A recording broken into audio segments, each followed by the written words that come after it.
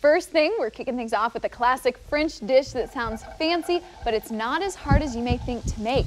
And we're busting out the wine for this stew. That's right, we got Jill Garcia Schmidt, Executive Chef at the Culinary Center of Kansas City, joining us now to show us how to make Coq Au Vin? Coq Au Vin. I can't read French. That's okay. I'm glad you can cook it and say it there too. Chicken and red wine sauce. Chicken and red wine sauce. Yes.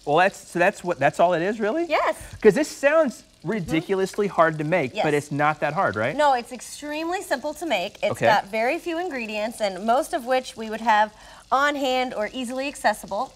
And it freezes great, so you can make it in bulk and pull it out when you need to. Well, let's start with the basics. Okay. The chicken. So obviously there's many different parts of the chicken you can use to make it. It looks like you've got the thighs here, but also can you use the breast meat? Can you use anything else? You can. You always want to go for the most flavor, obviously, and when you're stewing a meat, which means that you're cooking it in a liquid, then you want to make sure and get as maximum flavor as you can. Okay. So if you're going to use chicken breast, I would go ahead and keep the skin on, or if that's not a good compromise, keep the bone in and take the skin off. Oh, okay. Because that's going to yield more flavor. Because now tell me if I'm wrong here, but thighs have both the light and the dark meat and higher fat, and fat equals flavor, right? I don't even have to correct you on that. Yes. Okay. It doesn't have a lot of white meat, but it's a little bit lighter than some of the other parts, but it is so good and packed with so much juicy flavor. I love some chicken thighs and cooking them up in different ways, and this smells fantastic. And now you're doing something even better, throwing bacon in on it. Yes, I went ahead and chopped up some bacon and par-cooked it so that when you add it back into the pan with the chicken, it does not overcook and get too crispy. So you par-cooked it? Is that what it's called? So that's just like halfway cooking it? Yeah, exactly. Okay. So when it starts to brown, you go ahead and pull it out. So now I've got butter going, I've got chicken going, and now I'm going to add some red wine. It's going to splatter, so you want to stand back. You can even pull it, if you're using a gas stove, you'd want to pull it off the heat to do this. Oh, yeah.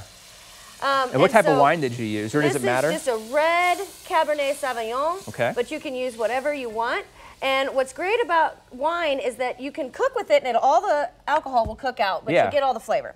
So from there, I'm just going to add a little bit of chicken broth. Okay. And you just want enough in there so that it covers about half of the pot, or half of the base of the chicken, so that it gives it something to nestle into and finish cooking. So that's it. I'm going to put a lid on it. No, that's all there is to it. And that's it for the next 15 minutes. Now, is that going to cook that chicken all the way from the bottom to the top, or we have to flip it at all? I like to flip it a couple of times because I really like to get it all glazed up. Okay. And then we're going to add a little bit of tomato paste, which of course will give it more flavor and it'll thicken it up a little bit. That's going to go into the pot? Okay. And then you can also make a roux, which is butter and flour, or you can use cornstarch if you're going gluten-free.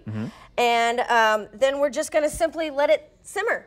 So that's all we got to do. That is it. So super fancy, like 3 steps to it, and you've already got it knocked out. We're just waiting for it to cook. But we do have a finished dish over here, but what are some serving suggestions on what to serve with it? What I want to talk about with this is that you can certainly serve this with any amount of vegetables, potatoes, or whatever you want.